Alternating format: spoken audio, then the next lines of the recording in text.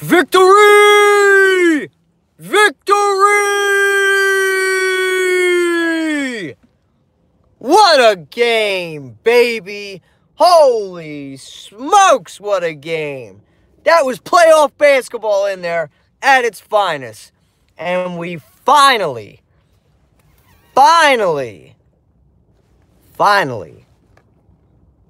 beat the Celtics. We beat them. Was a little bit of leftover luck from St. Patty's Day. Maybe. This team has been our nemesis for the longest time. This shit dates back way before the Boston Tea Party. I'm talking way back when. You know, when Larry Bird and all them played in the Civil War. 1880 something. I'm just playing. But I wasn't alive for that, so it seemed like ages ago to me. But what a game. You know, you could really nitpick on what happened here tonight, but it was just a fantastic basketball game played here. There were some missed assignments, but overall, the Sixers didn't shoot themselves in the foot with careless turnovers, only had 9. They were complete beasts on the glass. Offensively, we had 17 offensive rebounds. It really helps out when you get them second chance points. As you can see, we had 54. We owned them on the glass, 54 boards. You know, Embiid was an absolute stud. MVP season right here. Kyrie got his, but can you really stop the guy? He's got the best handles next to Steph Curry in the game. His penetration was bar none. That helped him out completely. Al Horford always kills us too, so he got his.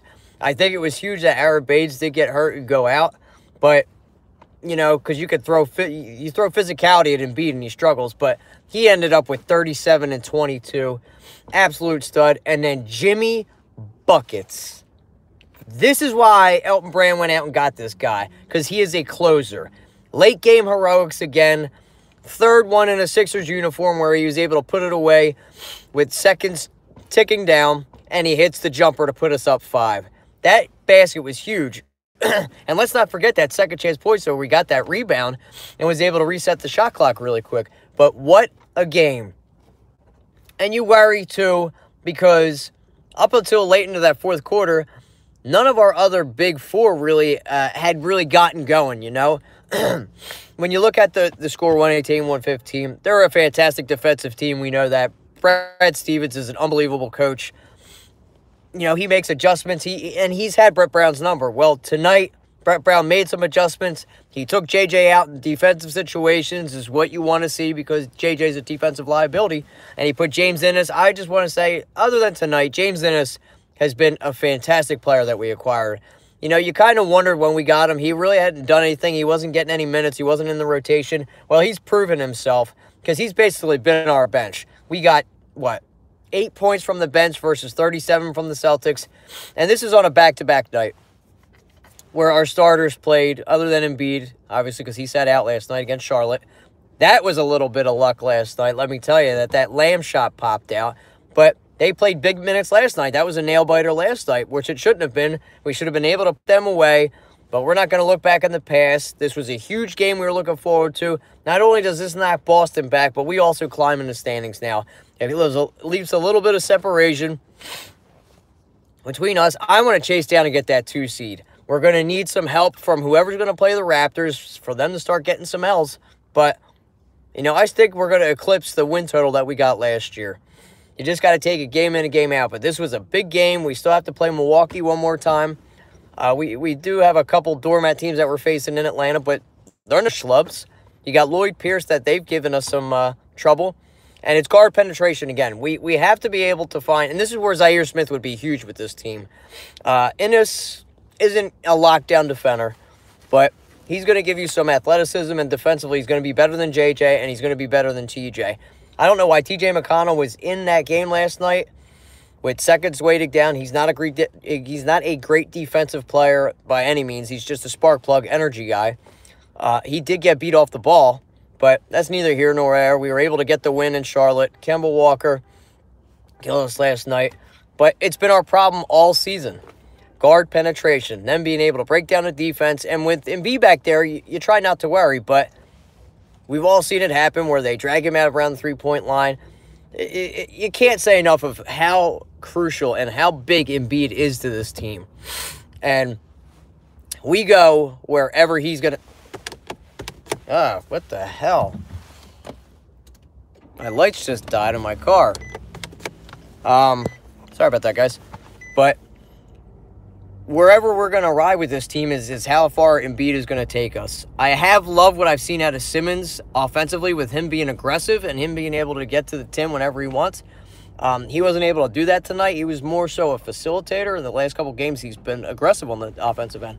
I would rather see him do that than more so be a facilitator because he still struggles as a point guard, especially in the half-court offense. We get into trouble because he picks up his dribble and he doesn't know what to do. I like him more down on the post than anything. I think he's very effective down there.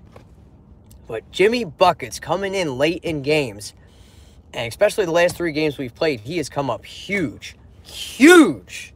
And that is why you got to re-sign Jimmy Buckets. Because of his energy, his ability to close out games, get his own shot. And you saw Brett wanted everybody to clear out so Jimmy could get his ISO ball going, you know? Let him break down the defense because that's where he's at his finest, when he can break down the D, one-on-one situations, playing ISO ball, and he's going to get his. But great team effort. I still worry about going to the playoffs with the bench, you know, because they're not productive at all. Mike Scott has been struggling immensely. If we could ever get our guys going all in one, you know, all at once, because you can't single any guy out on this team because our starting 5 is next to the best in the NBA to the Golden State Warriors. But a phenomenal team win. I really, other than a couple missed assignments, and that's me nitpicking, really, I was happy what I saw out of this team. We finally got over that hurdle. We beat Boston. Yes, it's still the regular season, but I don't want to have a first-round matchup with them because it would be a fun matchup to watch, but they've had our number.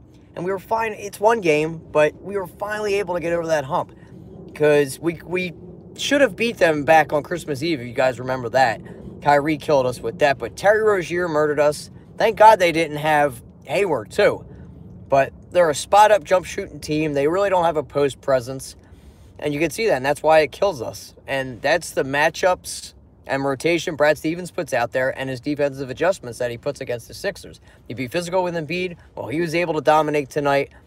Tobias had a quiet game as well. We got to really start to get him going because imagine the possibilities.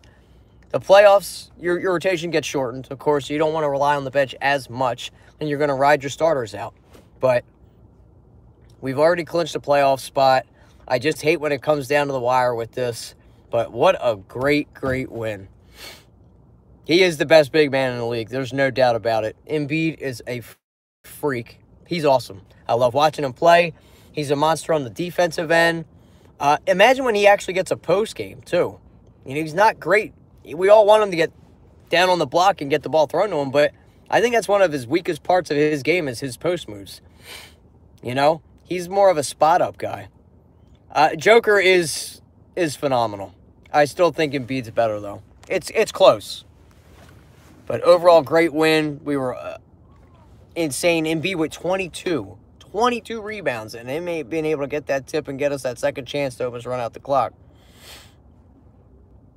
Yeah, Jokic isn't the best on D. That's why I give the tick to Embiid because he's a defensive beast. He's a monster.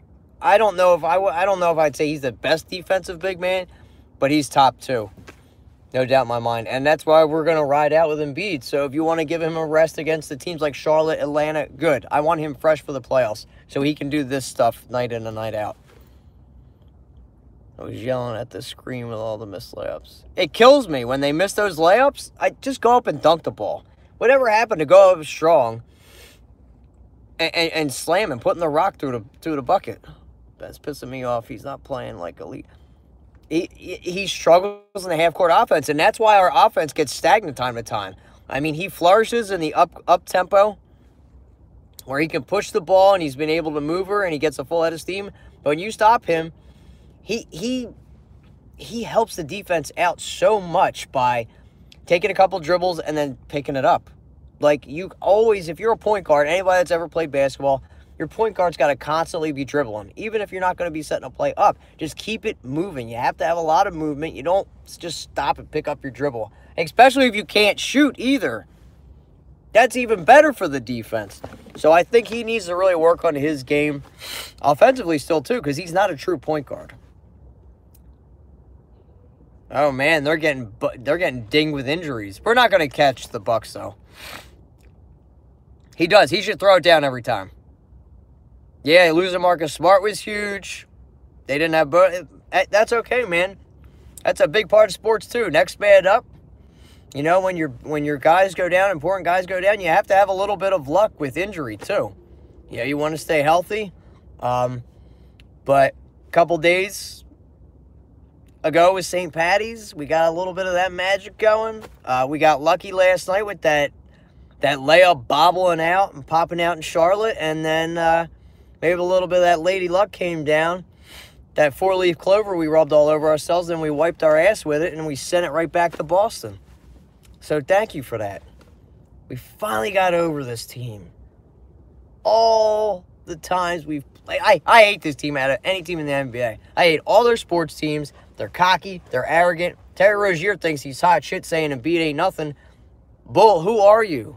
You're not even good. You only play good against us. You're corny. You're corny.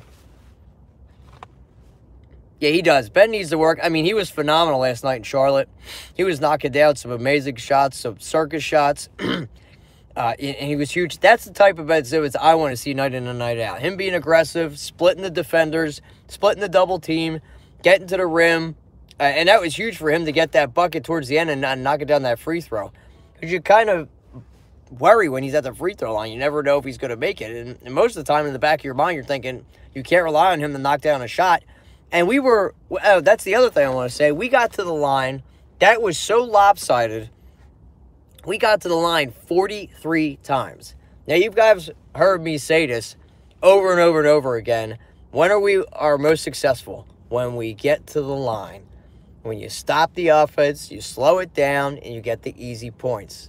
43 times we went to the line tonight. And we knocked down 39 of them. 90%. That's how you win basketball games. And we didn't rely heavily on the three-point shots. We knocked down 11, and they knocked down 12. But we didn't end up shooting 45 threes. You know, it was an even balance. More so, you want to get your points in the paint, where you want to break down the defense, do backdoor, and if they're going to clog it, then let you take your... But we are not a spot-up jump shooting team, because we've got... I don't think we have an elite shooter on this team. JJ is above average, I'd say. He's aggressive when Embiid isn't playing, hence the 28 points. Right, because Embiid being down there, you got him, Jimmy, and Ben, all who love to get their points down in the paint or around that area of the rim. So you have to kind of find an even balance when Embiid is in there. But I'd still like to have them do some backdoor stuff, have Embiid stay around there, and even have Ben down there at the same time, and let them work each other around each other. Or they want to do a double down screen, do some pins. Prime type cheetah who? Would you beat who? You know, but that is why you see Ben be more aggressive when Embiid is out, because he's not there clogging up the lane. Because they all got to share. They rely on mostly getting their buckets down in the paint.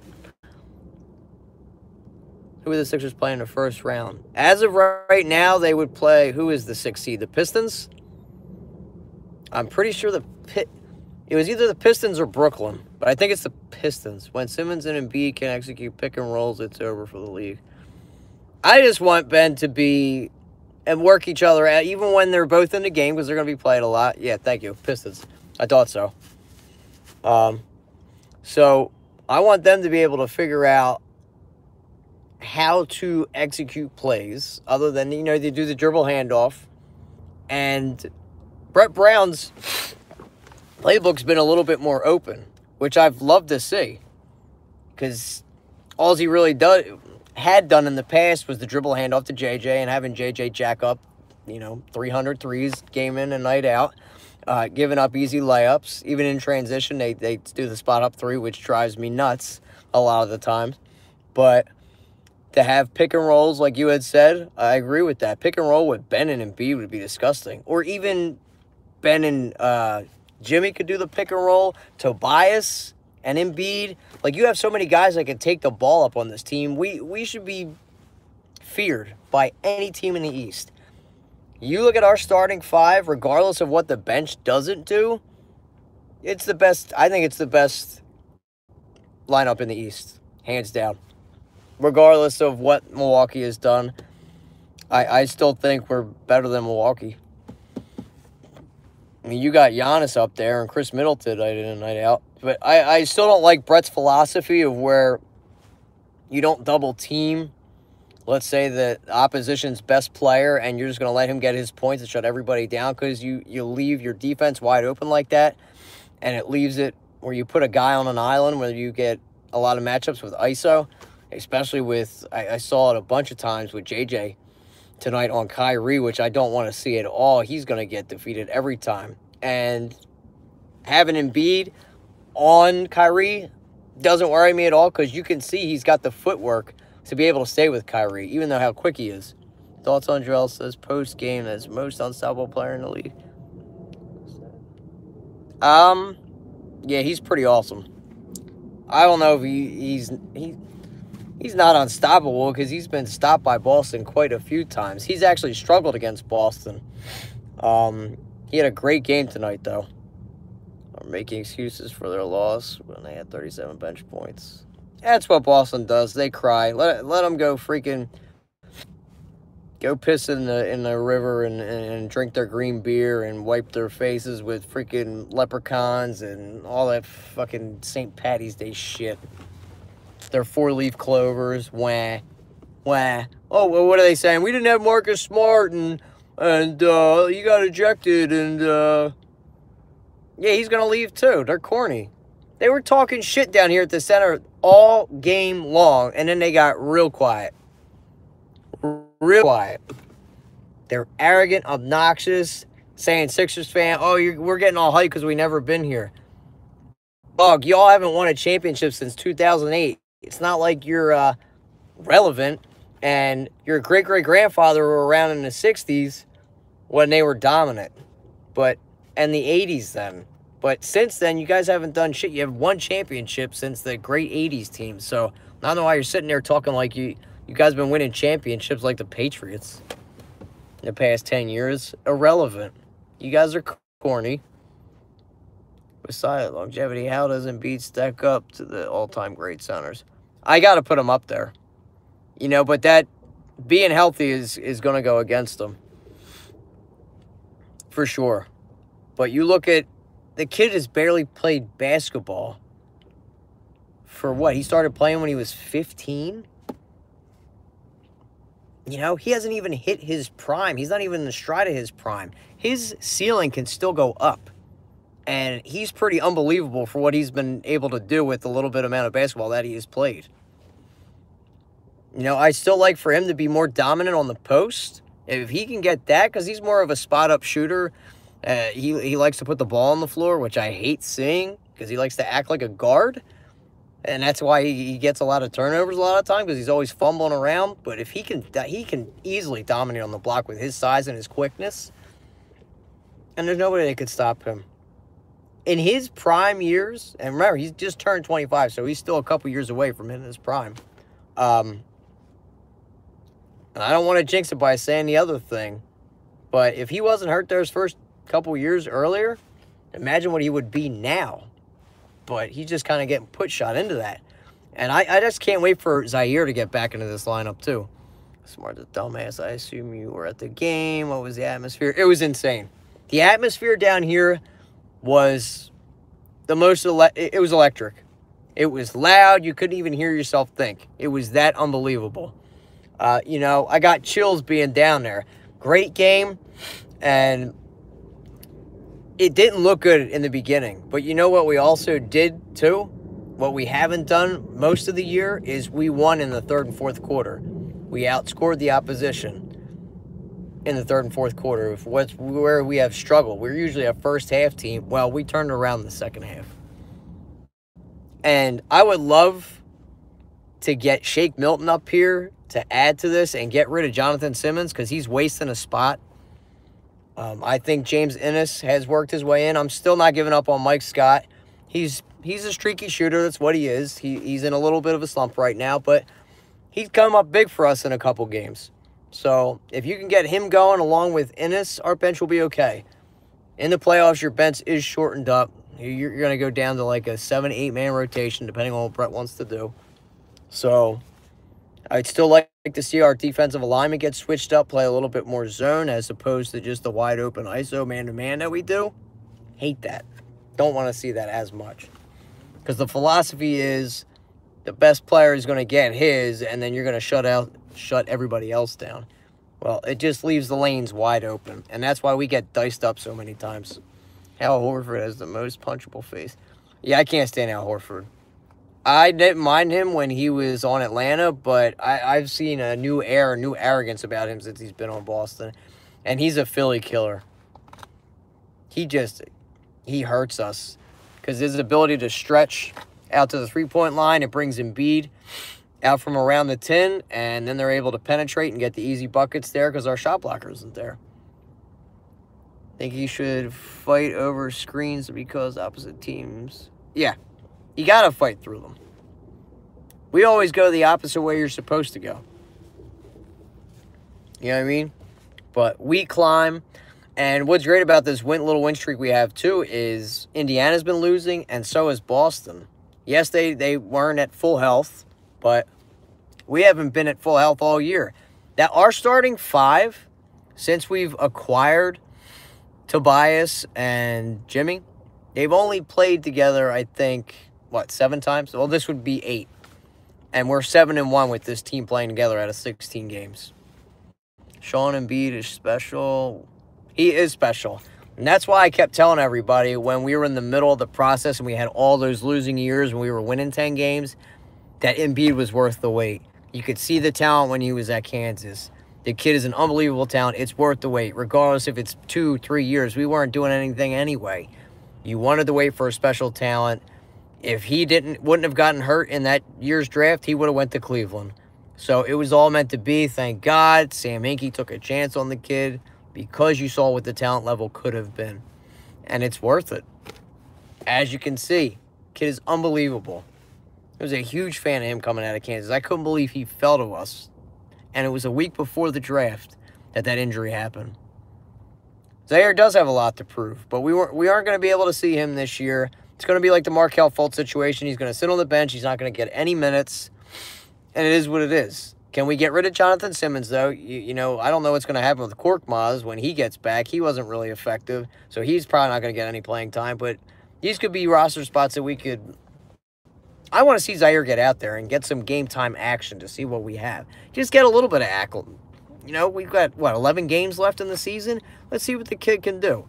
And then if we get up high, get a 20-point lead in the fourth quarter of one of these games or 30, what have you, let him get some dirty work out there then. You know, just get some game time. The kid hasn't played organized basketball in how long? I know he debut for the Bluecoats, I thought, a couple Fridays ago? I think me and you, Fed Q, was the original. Yes, we were, Eric. We got a lot of hate. People are like, trade Embiid. We're going to believe in Jahlil Okafor. So much for that. TJ is off. Korkmaz looks so good in Summer League, I thought. I mean, he's young. He really was never be able to get into a flow because he wasn't getting equal minutes. You saw it happen to Bolden. He looked good there for a couple weeks, and then last night he looked like shit.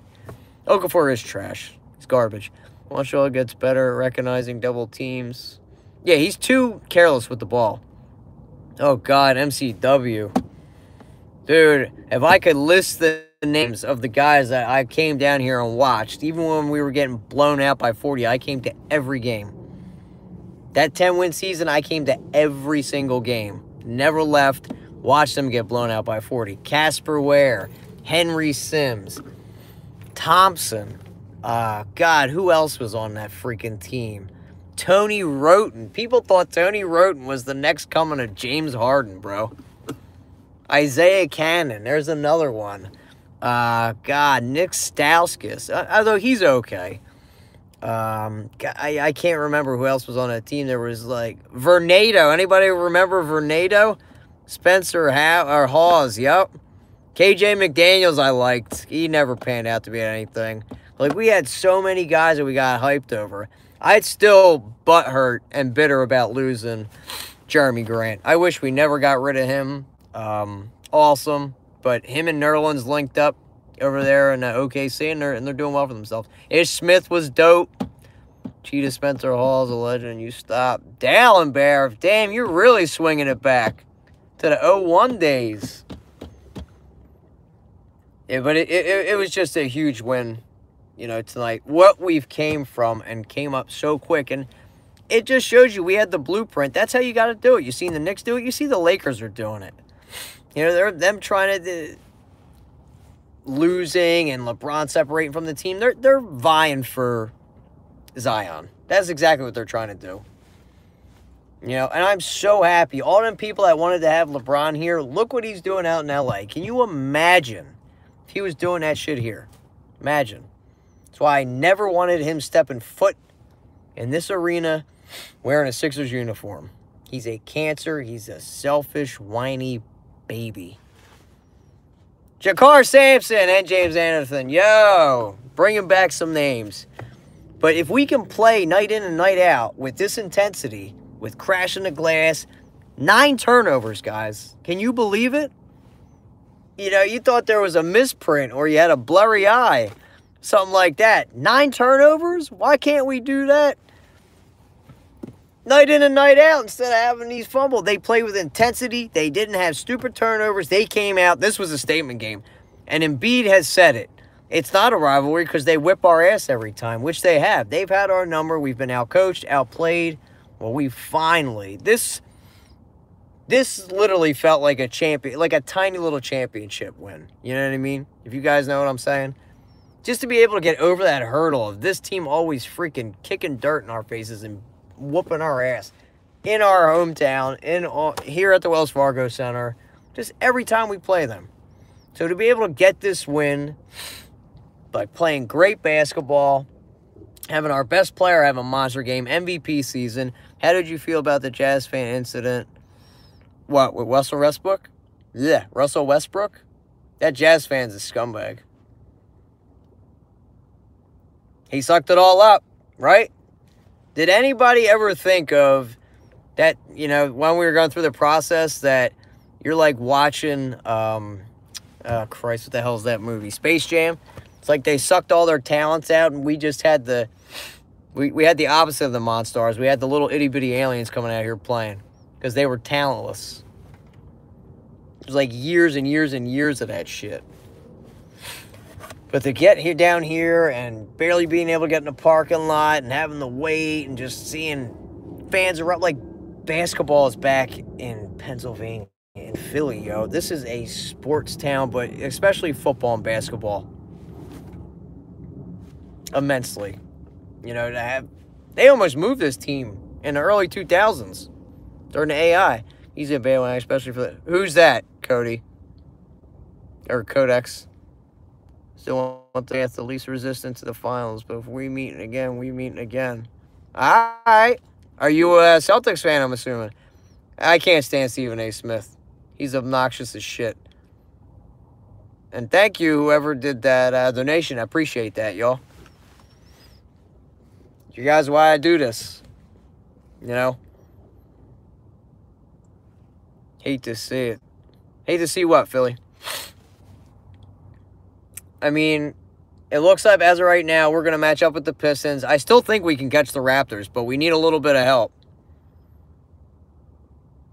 All right, JM. Are you the one that donated that? If so, I appreciate it. Wait, JM, you live, you the cat that lives in Morocco? So what time is this game on for you? I know you live out of the States, right? What about Max Kellerman saying we get rid of Bennett? Yeah, that guy's on crack, too. I don't know how some of those guys on national TV, like Colin Cowherd, Stephen A. I usually like Max Kellerman. Skip Bayless. Some of their opinions, you just sit there and scratch. Max Kellerman said we should have traded Embiid for Anthony Davis. You'd think we make second seed after that. We need help from whoever we're going to play the Raptors for the next 10 games for them to beat them. But I think we have a good chance. We have the 5th easiest schedule in the league now. Skip is right about LeBron, though. He is. But all the rest of the shit he talks about, he's a moron. Oop. We actually have one of the best records in the league. If we were in the West, we would be fighting for the top seed. How crazy is that? The entire time that I watched basketball, and I started watching ball when I was probably like 8 years old, I never remember the East being more competitive than the West. The West has always been the more dominant conference. You know? But a lot of the times on national media, I still tune in because I love Shannon Sharp, but Skip Bayless and all them guys, Ryan Hollins, Christ, there's another one. Overrated? I mean, I still think Ben has a lot of growing to do. I don't think he's an elite player just yet, and it has nothing to do with him not owning a jump shot at all. Just the ability to play his position the right way. I think he struggles at times. He's flashy. He is fun to watch, but he still has a lot of room, a whole lot of room to grow, and his ceiling is still high, but I don't think he's an elite player just yet. He's a good defender, but elite-wise, I'd say he's an elite passer. Yes, he finally sat Redick, right? I mean, how many games have we seen this dude for the past 2 years leave J.J. Redick here and leave J.J. Redick in crunch time? He did it with T.J. Warriors are still the number one best. They're phenomenal. But I think their reign is finally going to come to an end this year. They don't look like the same team I've watched for the past 5 years. And I don't know if it's egos getting in the way. There's rumblings in the locker room. I don't think Kerr has that locker room anymore. I think they're fitting to fall apart, which I'm cool with. I don't hate the Warriors at all. They're a great team. They're a joy to watch.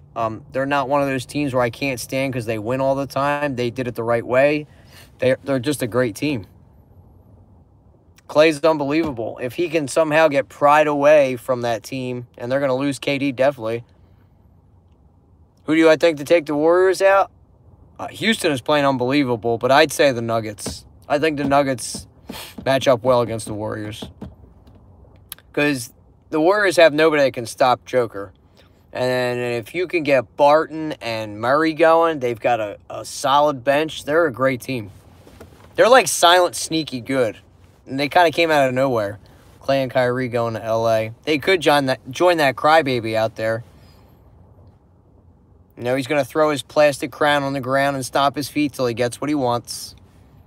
But I don't know if they're going to... How crazy it would be if they did go to New York and then they land Zaire.